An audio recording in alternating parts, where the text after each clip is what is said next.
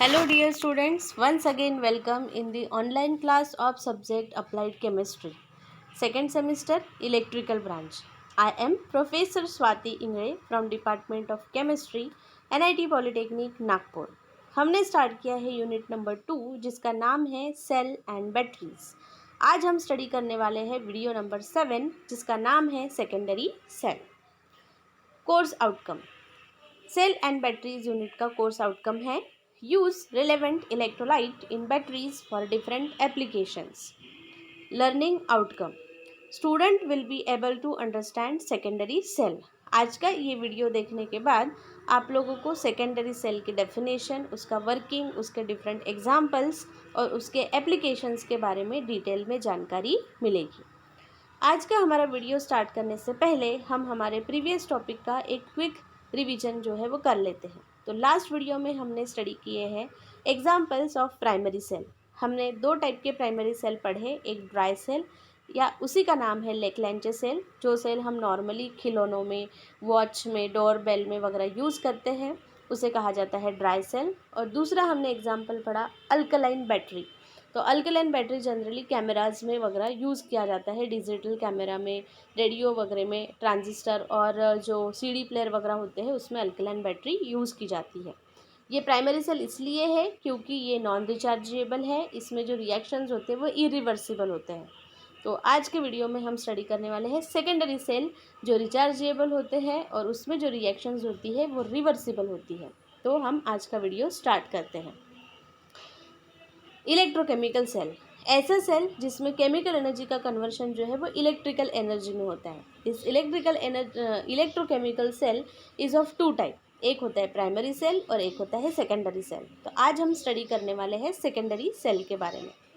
Secondary cell में जो हमारा पहला एग्जाम्पल है उसका नाम है lead acid storage cell. Secondary cell में जो हम फर्स्ट एग्जाम्पल स्टडी करने वाले हैं, ध्यान से समझेंगे, उसका नाम है lead acid storage cell. May be ये नाम लेने के बाद आप लोगों को सेल कैसा दिखता है वो समझ में नहीं आया होगा, लेकिन जब मैं आपको इसका पिक्चर बताऊंगी तो आप लोगों को लगेगा अरे हाँ, ऐसे टाइप के सेल को क्या कहा जाता है, लीड एसिड स्टोरेज सेल. तो ऐसे टाइप का सेल आप लोगों ने देखा होगा. The lead acid battery is a type of rechargeable battery first invented in 1859 by French physicist Gaston Plante. Gaston Plante नाम के एक फिजिसिस्ट थे, उन्होंने 1859 मतलब बहुत सालों के पहले ये बैटरी जो है ये ढूंढ के निकाली थी, बनाई थी, और इसका नाम है लीड एसिड स्टोरेज सेल या इसी को लीड एसिड बैटरी भी कहा जाता है. हाँ, तो अब हम समझेंगे कि ये जो कुछ भी लीड एसिड स्टोरेज सेल है ये कितना वोल्टेज प्रोड्यूस करता है. It is the first type of rechargeable battery ever created. ये पहली ऐसी बैटरी है जिसको रिचार्ज किया जा सकता है, मतलब डिस्चार्ज करने के बाद इसको फेंकना नहीं पड़ेगा, इसको हम क्या कर सकते हैं, रिचार्ज कर सकते हैं. तो ऐसी ये पहली बैटरी है. It produces N EMF of 2.1 volt per cell.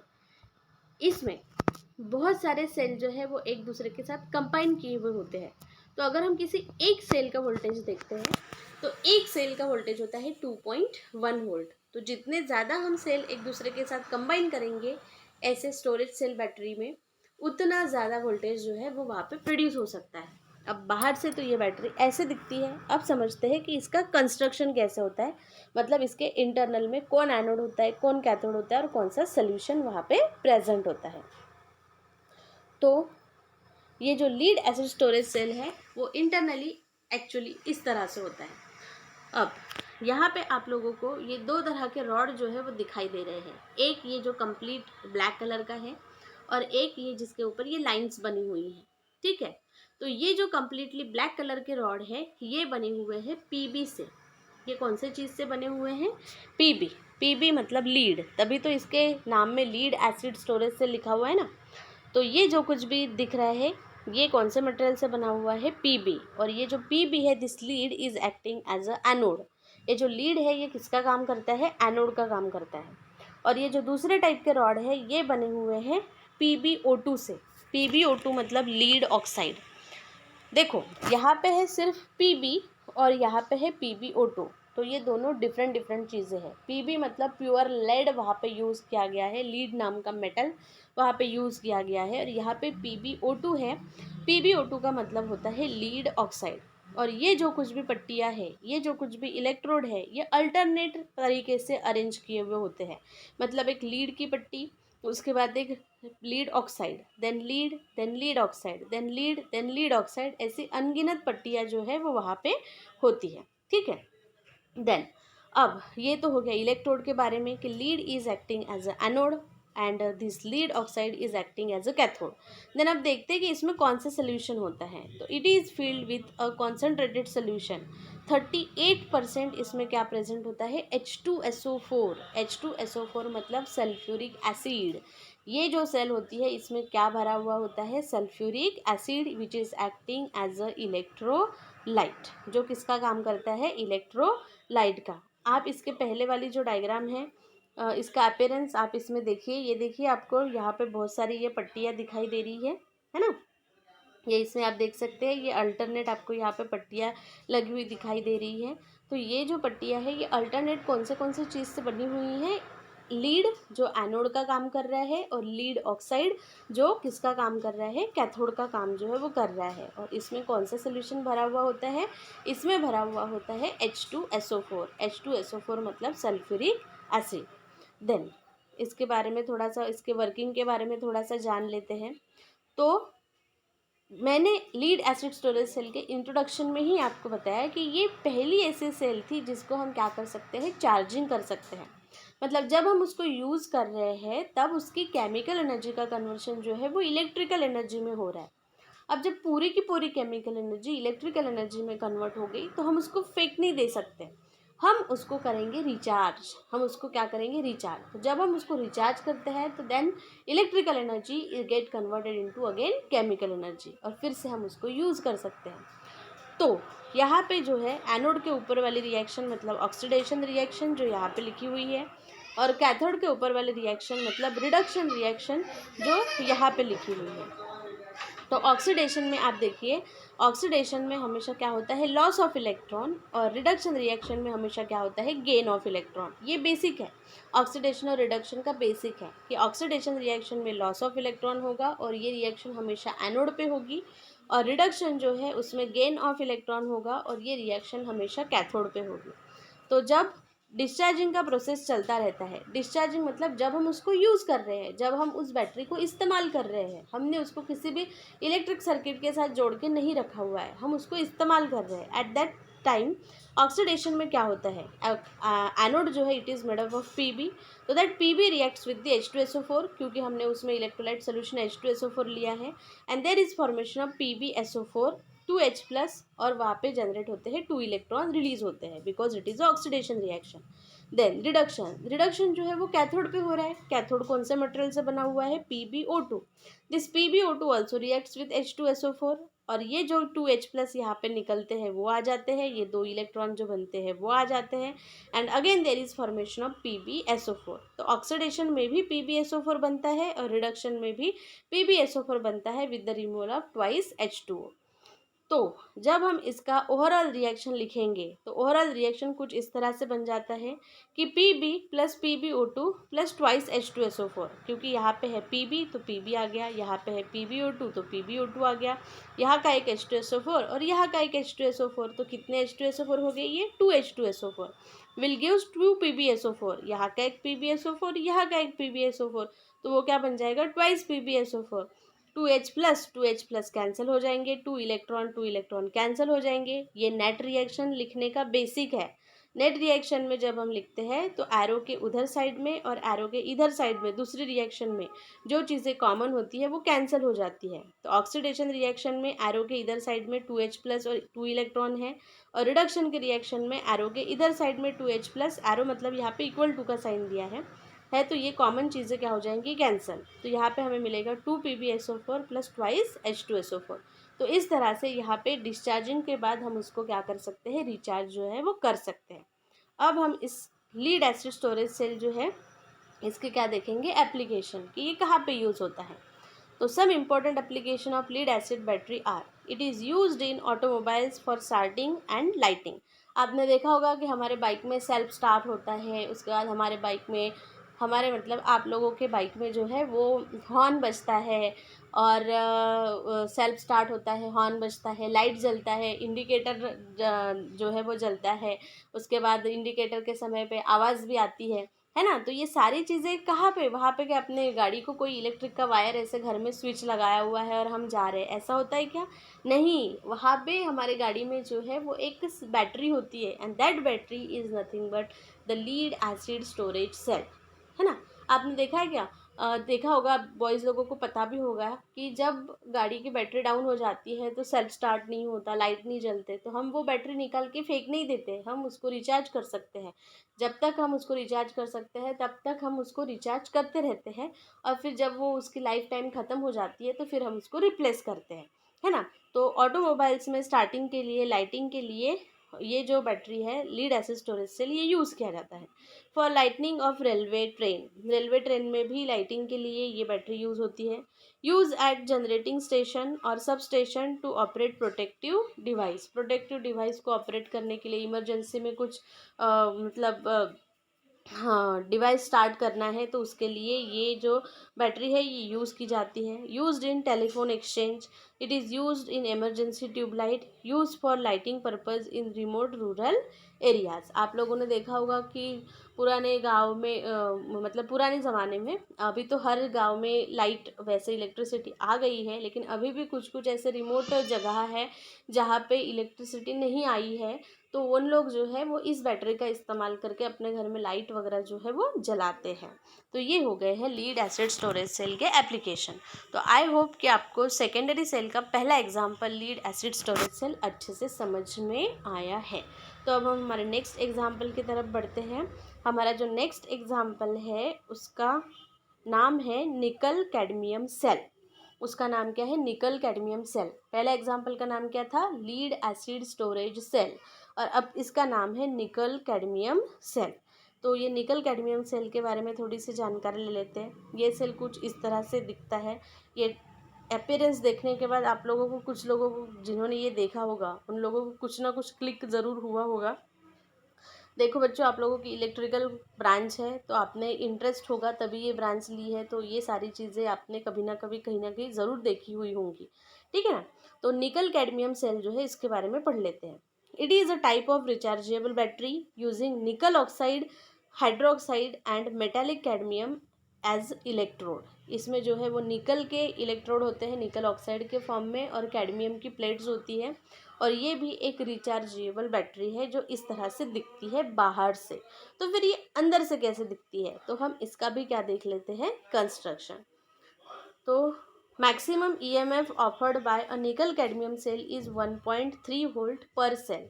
Per cell मतलब इस ये भी कॉम्बिनेशन में ही होती है, उसमें बहुत सारी सेल एक दूसरे के साथ जुड़ी हुई होती है, ठीक है। तो अगर हम किसी एक सेल का वोल्टेज देखते हैं, ईएमएफ कितना प्रोड्यूस होता है, तो वो होता है 1.3 volt per cell.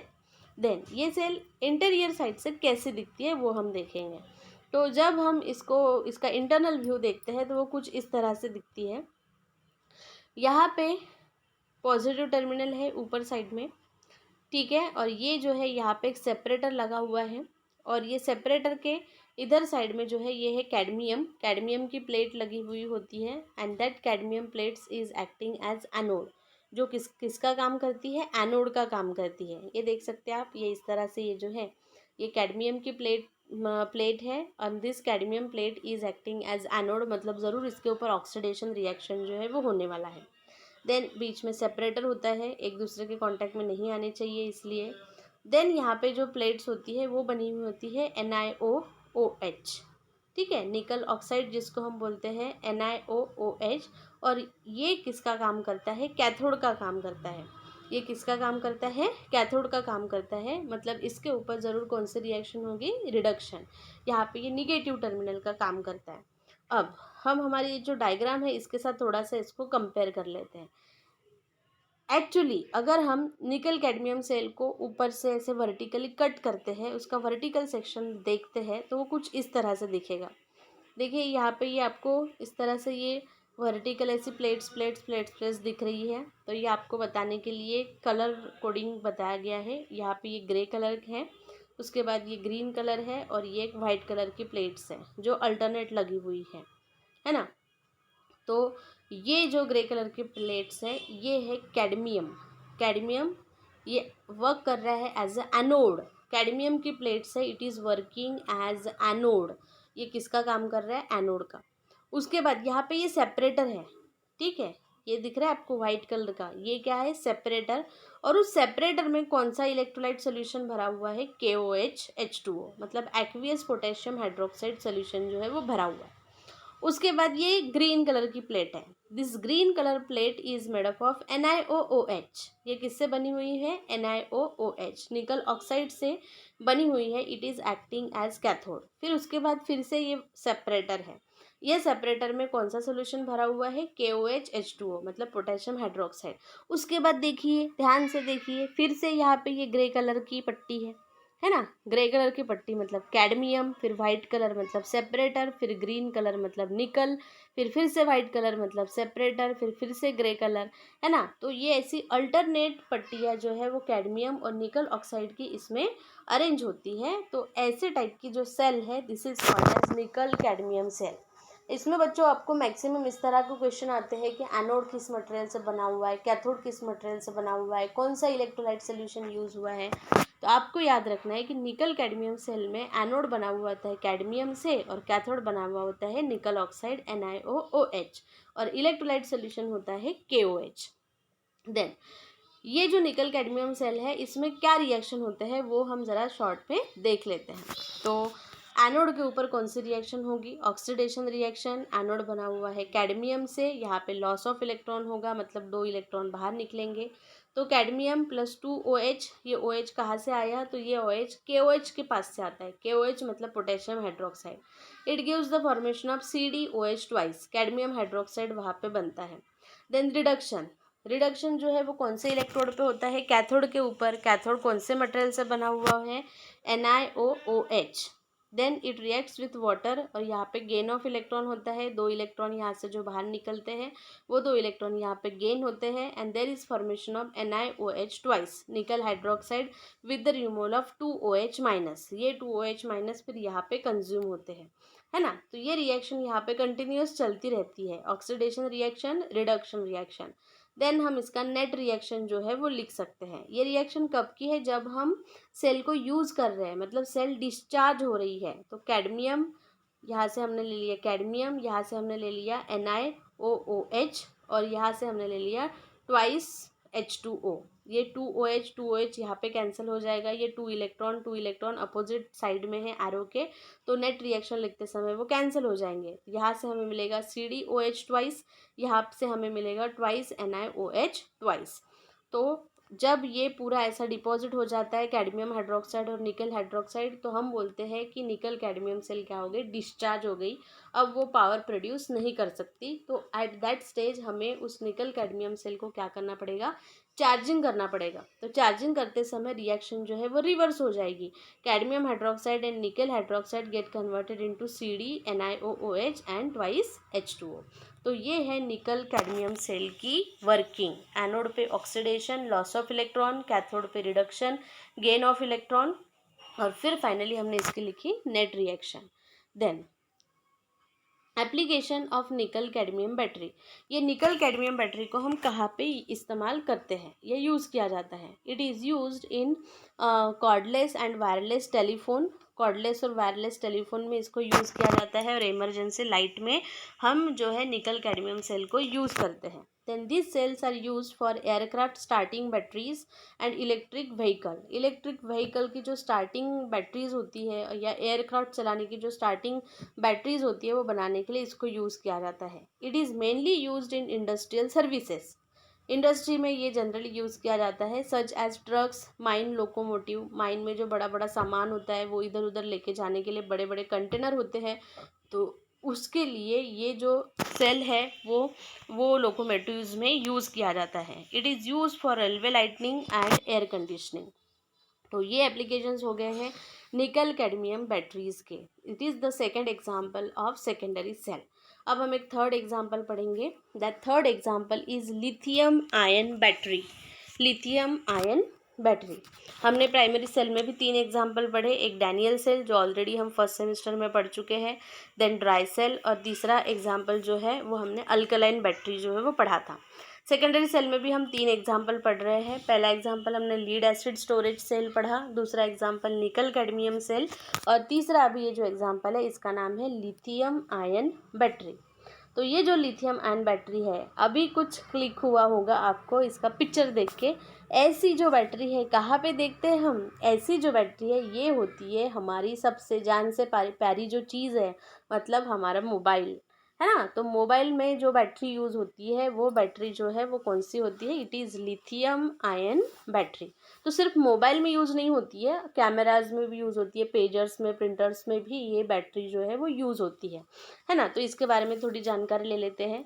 It is a type of rechargeable battery. Of course हमारे मोबाइल में ये बैटरी होती है, इसको हम डिस्चार्ज, हमारा जब मोबाइल हो जाता है तो रिचार्ज कर सकते हैं।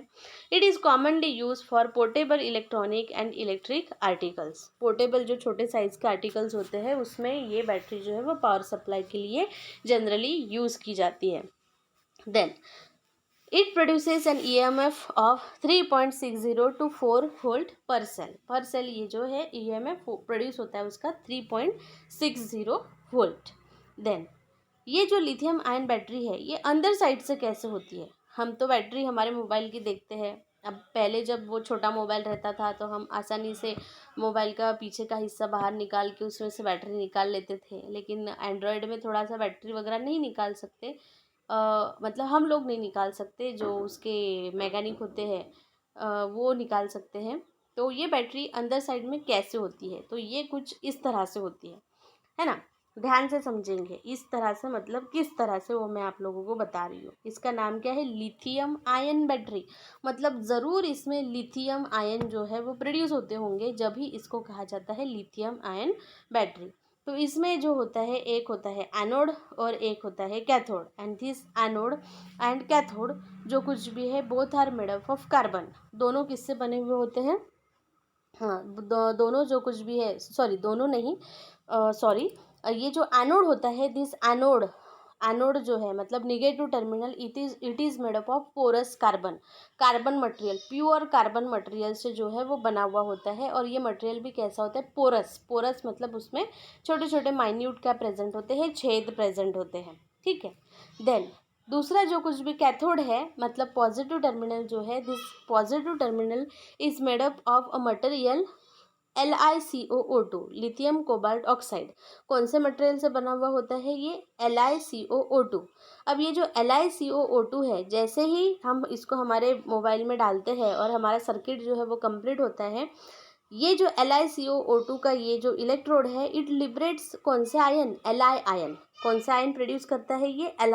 Li मतलब लिथियम आयन जो है ये प्रोड्यूस करता है। ध्यान से समझेंगे बच्चों, हाँ, कंसेप्ट वाली डायग्राम है ये। एनोड जो है it is made up of pure carbon, carbon से बना हुआ है, जिसमें पोर्स होते हैं, छोटे छोटे छेद होते हैं। ये जो कैथोड है, this is made up of LiCOO2, जिसमें से कौन से आयन निकलते हैं? Lithium ion. ये शुरुआत में मैंने यहाँ पे जो है, हाँ, जब हम इसको यूज़ कर रहे हैं तब की ये मैं प्रोसेस जो है वो बताती हूँ।